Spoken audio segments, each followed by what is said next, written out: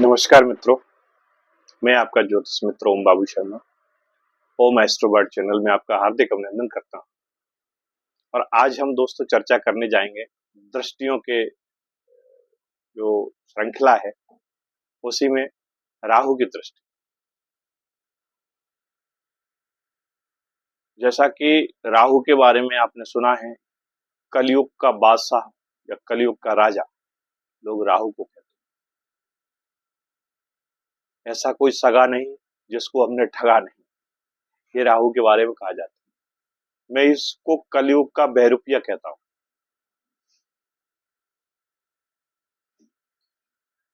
जिसमें भेष बदलने की क्षमता है वो राहु है। आज के समय में वर्तमान राजनीति में सबसे ज्यादा यदि आपको नेता मिलेंगे तो वो ही मिलेंगे जिनके राहु स्ट्रॉन्ग। खनन का काम करने वाले लोग जो मिलेंगे, बड़े बड़े कॉन्ट्रैक्टर मिलेंगे, वही होंगे जिनके राहु स्ट्रॉन्ग। फिल्म इंडस्ट्री में भी आज के समय में जो आपको बड़े बड़े प्रोड्यूसर मिलेंगे, डायरेक्टर मिलेंगे, वही मिलेंगे जिनके राहु स्ट्रॉन्ग। तो मैं आपको पहले तो बताऊं कि राहु है कौन, कहां से आए। स्वरभानु नाम के एक राक्षस हुआ करते थे।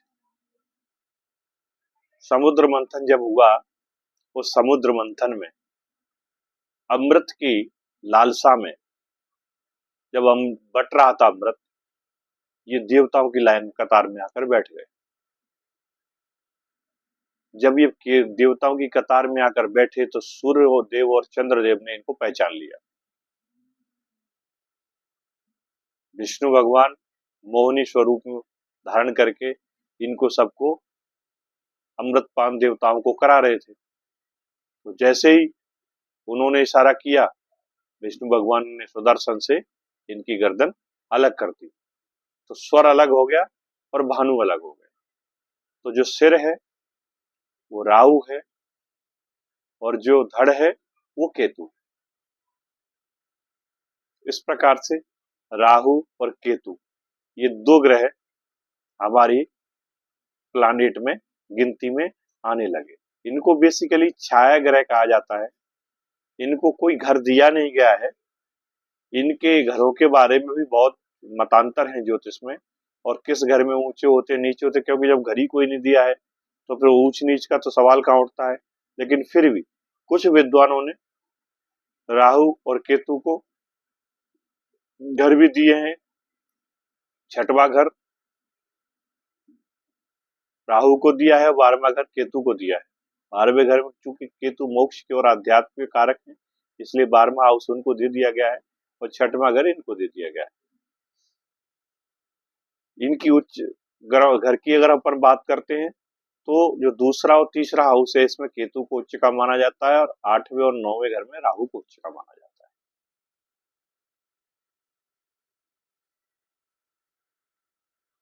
राहु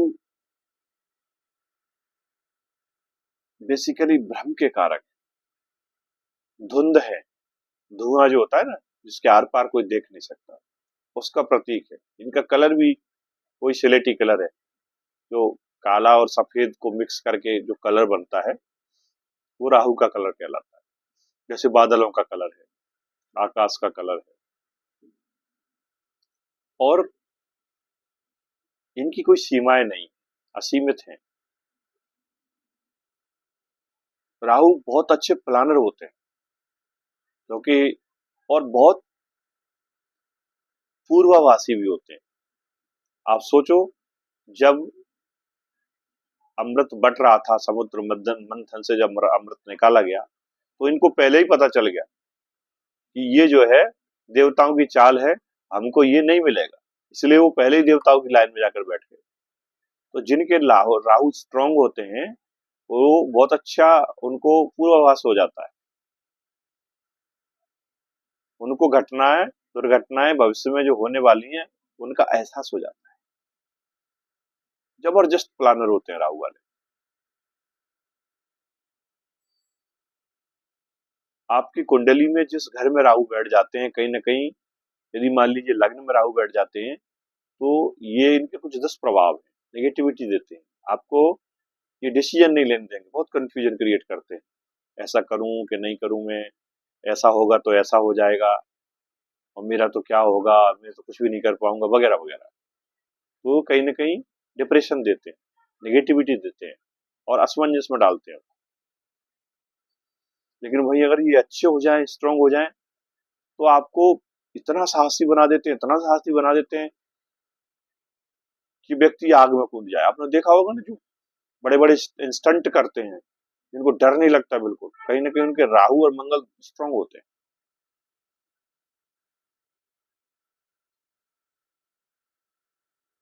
तो इसीलिए इनको राहु को और केतु को दृष्टियां भी दी हुई हैं, तीन तीन दृष्टियां इनको दी हैं, पांचवी दृष्टि, सातवीं दृष्टि और नौवीं दृष्टि।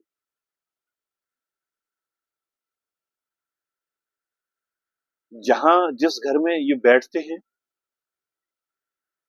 उस घर की एनर्जी को या उस घर को बूस्ट कर देते हैं, बढ़ा देते हैं, एम्पलीफायर कर देते हैं। जिस ग्रह के साथ बैठते हैं, उसकी एनर्जी में ये मर्ज हो जाते हैं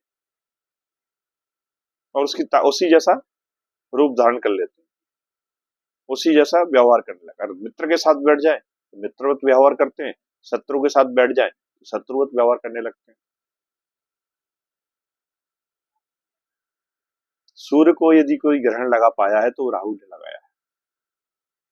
बकाया सूर्य के तेज के सामने और कोई प्लानिट नहीं टिकता, लेकिन राहु एक ऐसा ग्रह है, सूर्य को भी ग्रहण लगा देता है। तो दोस्तों, जिनकी कुंडली में राहु थर्ड हाउस में बैठे हो, छठवें घर में बैठे हो, 10वें घर में बैठे हो और 11वें घर में बैठे हो, इन घरों में यदि राहु बैठे हैं तो बहुत अच्छे परिणाम देते हैं। थर्ड हाउस में आपको बहुत अच्छा कम्युनिकेशन स्किल आपकी बहुत अच्छी कर देते हैं।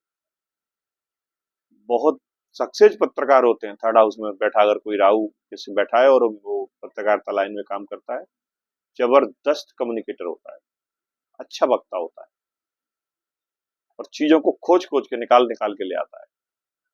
एक से नई स्टोरी सबसे पहले उसी को पता चलती है। इसी प्रकार से छठवें घर में जब बैठते हैं तो आपको कंपटीशन की स्किल आपके अंदर बढ़ा देते हैं, प्रतिस्पर्धा आपके अंदर बढ़ा देते हैं।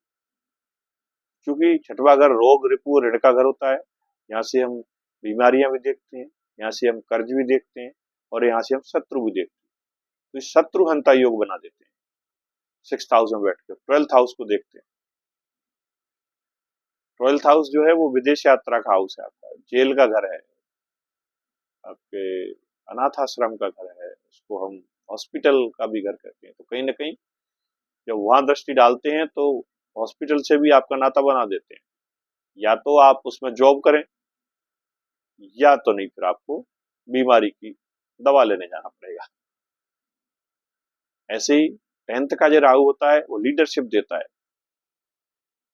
एक बहुत अच्छा नेता बनाता है आपको, मास के सामने आप लीड करते हो, जनता आपको लाइक करती है। 11th हाउस में राहु बैठ जाए तो वो इच्छा पूर्ति का घर है, बड़ी बड़ी इच्छाओं की पूर्ति करता है, अपार धन संपदा देता है आपको, सडन देता, सडन पता नहीं चलेगा आपको कहां से इतना पैसा आ गया, एकदम से ग्रोथ दे देगा आपको। आपने कई लोगों की कहानी किससे सुने होंगे,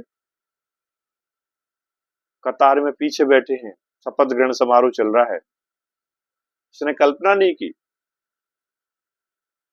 कि मुझे लीडरशिप दी जाएगी, पता पड़ रहा उसको सीधा मुख्यमंत्री घोषित कर दिया गया, उसको प्रधानमंत्री घोषित कर दिया गया, उसको राज्यपाल घोषित कर दिया गया, उसको सदन का लीडर बना दिया, प्रवक्ता बना दिया जाता है। ये राहु कराते, ये खेल राहु का है दोस्तों। और इसकी यदि पहचान करना हो ना आपको राहु की, किसके राहु अच्छे हैं, तो आप व्यक्ति को देखना, उसकी आंखें चमकीली आंखें होती, चमकती आंखें बोलती हैं उसकी। अगर सेकंड हाउस में किसी के राहु बैठे हो ना, तो सुंदर बहुत कटीली आंखें होती हैं, जानलेवा। एक बार आप देख लो, मंत्रमुग्ध हो जाओ उसके प्रति। ऐसी उभरी हुई जैसे जिनकी आंखें होती हैं, बड़ी बड़ी आंखें होती हैं, राहु प्रभावित लोग होते हैं। शरीर मोटा होता है इनका, स्थूल का बदन होता है, राहु प्रभावित लोग होते हैं। बहुत बड़ी बड़ी प्लानिंग करने वाले जो होते हैं, बड़े बड़े प्लानर, राहु प्रभावित होते हैं। वहीं अगर बॉस, अगर इसके दुष्प्रभाव आ जाएं और 10th हाउस में जैसे ये लीडर बना रहे हैं, वहीं अगर ये 10th हाउस में बैठे हैं और खराब हैं, तो आपको शेख चिल्ली बना देंगे। आप प्लान बहुत बनाओगे बड़े बड़े, लेकिन इंप्लीमेंट किसी को नहीं करोगे। क्यों? क्योंकि राहु गर्दन है, ये इतना ऊपर का हिस्सा है, शरीर नहीं है उसके पास, तो इंप्लीमेंट नहीं कर पाते ये चीजें। इंप्लीमेंट करने के लिए उनको एक शरीर की तलाश है, एक ऐसा व्यक्ति चाहिए होता है उसको जो उसके कार्यों को अंजाम दे, जो वो प्लान कर रहा है।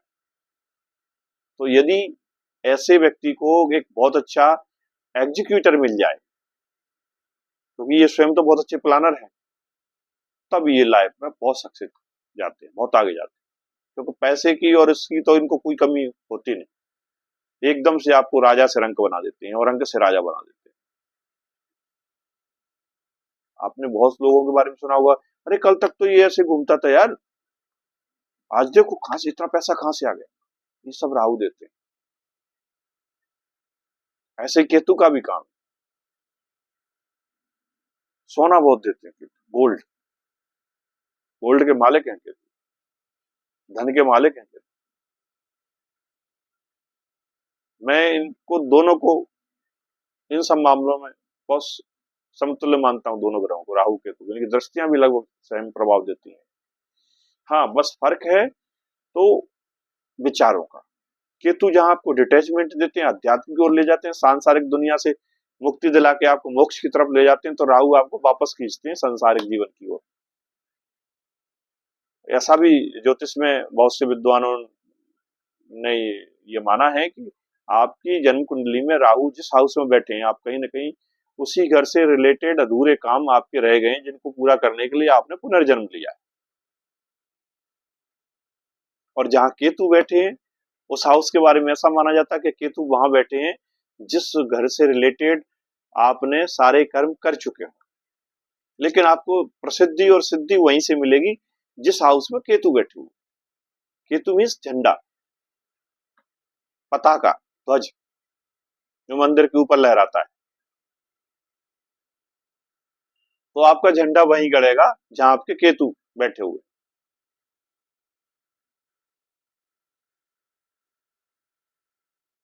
शायद मैं आपको अपनी बात ठीक से समझा पा रहा हूं।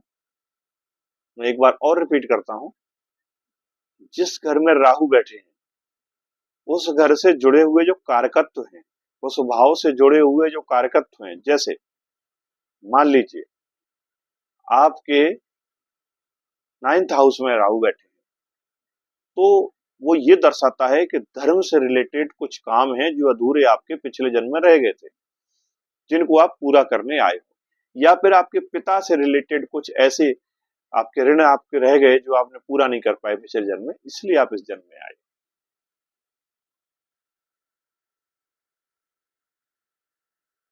और ये अगर 9th में बैठे हैं राहु, तो केतु कहां बैठे होंगे?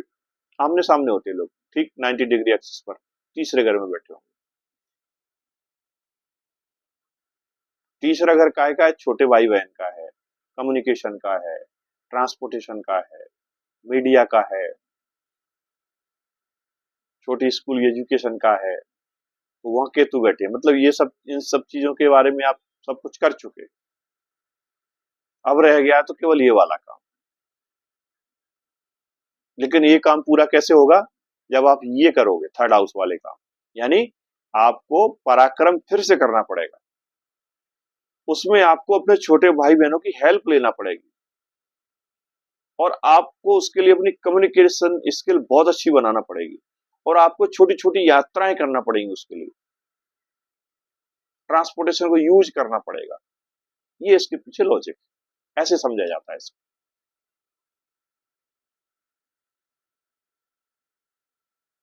तो दोस्तों, आपको ज्यादा बोर नहीं बोर नहीं करूंगा। मैं उम्मीद करता हूं आपको ये मेरी जानकारी में जो आपको बता रहा हूं अच्छी लगी होगी।